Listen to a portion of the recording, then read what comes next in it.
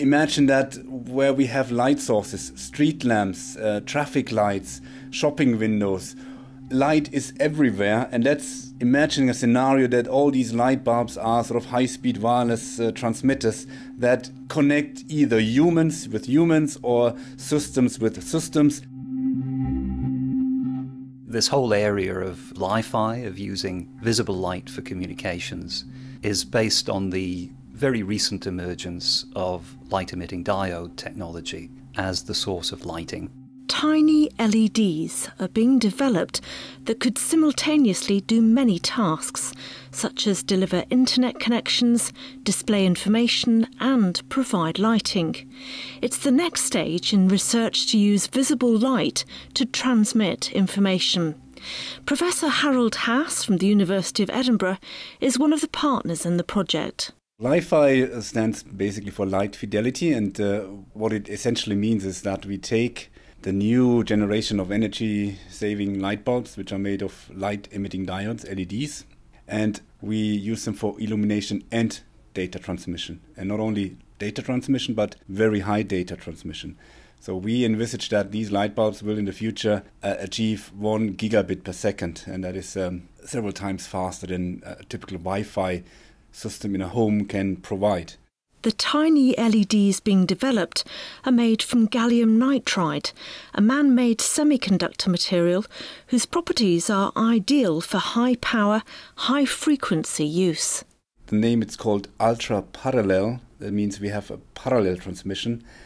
And the idea is sort of take many small devices where each small device is capable of transmitting very high amount of data, much higher than a single LED, a large LED can do. Take these sort of high performance little LEDs and put them into large arrays so that parallel transmission is ongoing. Professor Martin Dawson from the University of Strathclyde is leading the project. He explained more about the novel aspects of this research and how Li-Fi will complement our existing communications systems. One of the benefits that Li-Fi gives is it's bringing in a new region of the spectrum, so it's adding spectrum to the available bandwidth for communications. Wi-Fi is clearly a very, very successful technology, but there's been raised concerns about possible health issues due to exposure of the brain so close to a microwave transmitter system. I should emphasize there's been no evidence of any negative effects from this, but it remains a concern. If you're communicating with light, with visible light, then there is no concern about that. So this is one of the aspects. There's also security aspects. It is possible to tap into microwave and radio broadcasts in a way that you cannot with visible light. It can also be deployed in situations where it's not safe to have microwave or radio waves present, and that could be in an operating theatre, for example. It could be in a submarine or in an aircraft. So if you look at the light-emitting diode that might be on your Christmas tree or in a torch, for example, if you looked at that under a microscope, you would see that the size of the chip in there is about 1 millimeter square. It's a sizable component. What we're talking about is basically dividing up that active area into many thousands of much smaller elements. These individual elements that we call micro LEDs or micro LEDs are human hair size. Individually, they're on the micrometer scale, and when you shrink down the size of the devices, there are effects that come into play that offer you the possibility of switching them on and off much more quickly. So this is the basis of our approach, that we can basically divide up a large area device into many thousands of much smaller area devices. And it increases the bandwidth, the on-off switching capability and speed, but some other beneficial characteristics start to come into play as well.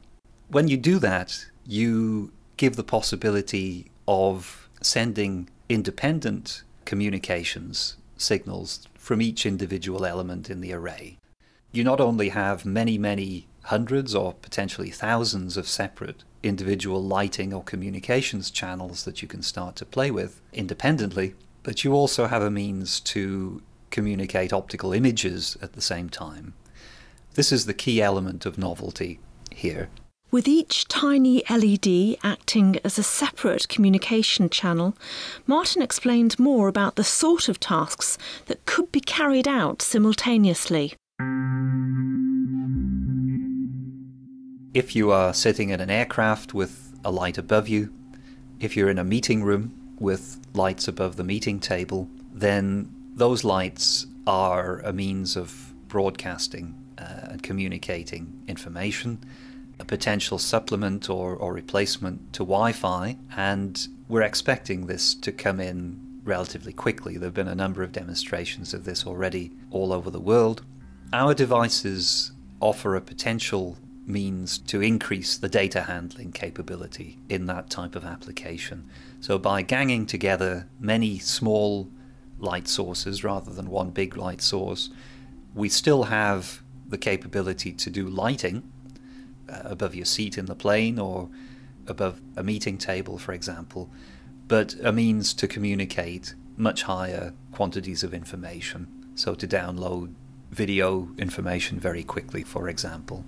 This consortium of researchers also involves the universities of Cambridge, Oxford and St Andrews, with funding from the Engineering and Physical Sciences Research Council. The project brings together expertise from the areas of electronics, computing and materials. It's thought that Li-Fi could be in widespread use within a decade.